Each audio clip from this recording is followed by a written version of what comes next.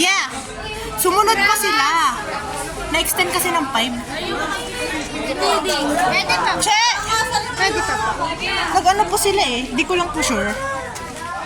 Che! Putang ina sa nagpunta si Cheche. Baka umiyak si Cheche. Oh. Putang. Excuse me. Be! Opo. Patanggal na lang pa. Kaya naman ako na ako yung sumisigaw, tapos ikaw naman yung sumisigaw, ma. Be, nakita ko yung puno. Kasi nung hindi pa malapit sa puno, hindi pa ako natatakot. Kaya okay lang. Pero nung nakita ko na yung puno, nasa pa ako na, Mama! Okay. Thank you po. Ay, sorry po.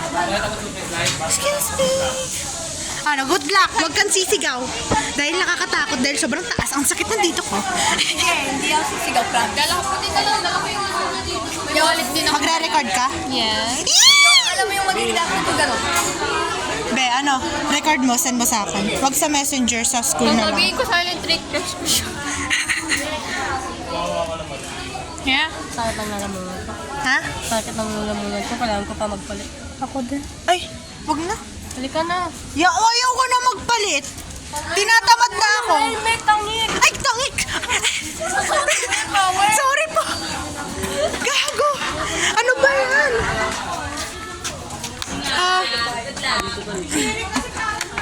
Ito po pala yung helmet. Sorry.